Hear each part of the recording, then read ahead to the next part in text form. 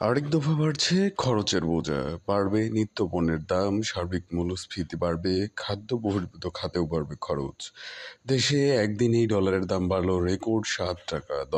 ডলারের bank rate এখন 117 টাকা। খোলা বাজারে যা আরও বেশি। আমদানির জন্য এলসি খুলতে গেলেও এ দামে ডলার মিলবে না বলে মনে করেন আমদানিকারকরা। এতে বাড়বে আমদানি খরচ, মূল্যস্ফীতি বাড়বে আরও, আমদানি নির্ভর পণ্যগুলো কিনতে হবে আরও বেশি দামে। সার্বিকভাবে আরেক দফা বাড়ছে খরচের বোঝা। আগের সব রেকর্ড ভেঙে হঠাৎ ডলারের দাম মরার উপর খাড়ার গা হিসেবে আখ্যা দিয়েছেন দেশের পণ্য আমদানিকারকরা। তারা বলছেন, দীর্ঘ সময় ধরেই দেশে ডলার সংকট চলমান। যেসব নিত্যপণ্য আমদানি করতে হয় সেগুলো ঋণপত্র খুলতে অনেক ব্যবসায়ী নির্ধারিত দামে ডলার কিনতে পারেননি, দিতে হয়েছে বাড়তি দাম, যার প্রভাব রয়েছে বর্তমান নিত্যপণ্যের বাজারে। সেই বাজারে নতুন এই অস্থিরতায় আবারও আমদানি করা পণ্যের দাম বাড়বে। বর্তমান ডলারের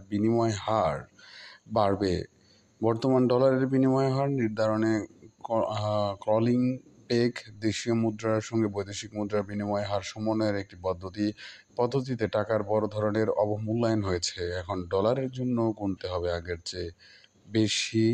এখন হঠাৎ করেই ডলারের দাম খুব বেশি হলে এর নেতিবাচক প্রভাব তৈরি হবে, বিশেষ করে আমদানিতে নেতিবাচক প্রভাব পড়বে। এতে পণ্যের দাম বাড়াতে বাধ্য হবেন আমদানিকারকরা, চাপে পড়বেন সাধারণ মানুষ, মূল্যস্ফীতি আরও বেড়ে যাবে, মানুষ কষ্ট পাবে। এ বিষয়ে মেঘনা গ্রুপ অফ ইন্ডাস্ট্রিজের জ্যেষ্ঠ সহকারী মহাব্যবস্থাপক তসলিম শাহরিয়ার জাগো নিউজকে বলেন, ডলারের দাম বাড়াটা আমাদের আমদানিকারকদের জন্য মরার উপর খাড়ার ঘা হবে। এটা আমাদের এখন সমন্বয় করতে গেলে পণ্যের দাম বাড়বে। যে পদ্ধতিতে ডলারের দাম নির্ধারণের কথা বলা হচ্ছে সে দামে ডলার মিলবে না, বরং এ দাম বাড়িয়ে নির্ধারণের জন্য এলসি খুলতে হবে, আরও 7 টাকা হয়তো বেশি খরচ হবে। তিনি বলেন, আসলে আমরা দ্বিধাদ্বন্দ্বে পড়েছি, জানি না পরিস্থিতি কি হবে। সবশেষে ডলারের আনুষ্ঠানিক দর 110 টাকা ছিল, তখন এলসি খোলার জন্য 120 থেকে 122 টাকা দরে ডলার কিনেছি। এখন যদি আরও বাড়ে তবে পরিস্থিতি কি হবে।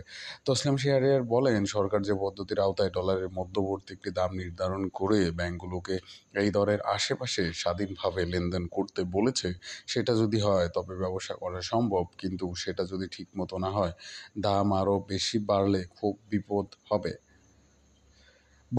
ভোগ্যপণ্য আমদানিকারক প্রতিষ্ঠান বিএসএম গ্রুপের চেয়ারম্যান আবুল বাশার চৌধুরী বলেন, আমদানি নির্ভর বাংলাদেশের অর্থনীতিতে খাদ্যদ্রব্য থেকে শুরু করে যন্ত্রপাতির বেশিরভাগই আমদানি করে আনতে হয়।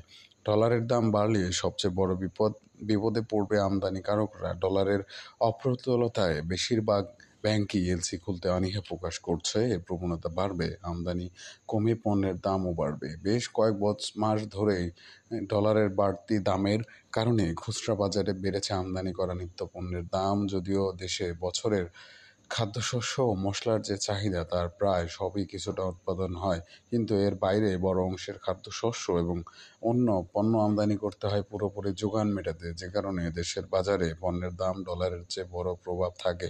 বিশেষ করে চিনি, পাম তেল, সয়াবিন তেল, দুধ ও দুগ্ধজাত পণ্য, আদা, মরিচ, গম, চাল, মসুর ডাল, পেঁয়াজ, আদা, রসুন, তেলবীজ রয়েছে শীর্ষ খাদ্য সামগ্রী আমদানির মধ্যে। এছাড়া সাধারণ মানুষের নিত্য প্রয়োজনীয় সাবান, শ্যাম্পু থেকে শুরু করে শিক্ষা, চিকিৎসা, পরিবহন সহ খাদ্য বহির্ভূত খাতেও খরচ বাড়বে। ব্যবসায়ীদের শীর্ষ সংগঠন এফবিসিসিআইয়ের সাবেক সহসভাপতি ও বাংলাদেশ দোকান মালিক সমিতির সভাপতি হেলাল উদ্দিন জাগো নিউজকে বলেন, আমাদের দেশ আমদানি নির্ভর, দীর্ঘদিন ধরেই আমাদের অর্থনীতির চাপে আছে। এখন হঠাৎ করেই ডলারের দাম খুব বেশি হলে এর নেতিবাচক প্রভাব তৈরি হবে। বিশেষ করে আমদানিতে নেতিবাচক প্রভাব পড়বে, পণ্যের আমদানি খরচ বেড়ে যাবে, এতে পণ্যের দাম বাড়াতে বাধ্য হবেন আমদানিকারকরা, এতে চাপে পড়বে সাধারণ মানুষ, মূল্যস্ফীতি আরও বেড়ে যাবে, মানুষ কষ্ট পাবে। সাবেক তত্ত্বাবধায়ক সরকারের উপদেষ্টা ডক্টর এবি মির্জা আজিজুল ইসলাম বলেন, ডলারের রেট 117 টাকা নির্ধারণ কলিং পেগের মাধ্যমে বাস্তবায়ন করা গেলে ভালো, তবে সেটা কঠিন। খোলা বাজারে ডলারের দাম নিয়ন্ত্রণ করতে হবে, সেটা না হলে মূল্যস্ফীতি বাড়ার সম্ভাবনা অবশ্যই রয়েছে। দেশের অর্থনীতিতে উচ্চ মূল্যস্ফীতি এখন অন্যতম বড় চ্যালেঞ্জ। বুধবার বাংলাদেশ ব্যাংকের মুদ্রানীতি কমিটির এমপিসি এক বৈঠকেও সেটি স্বীকার করা হয়েছে।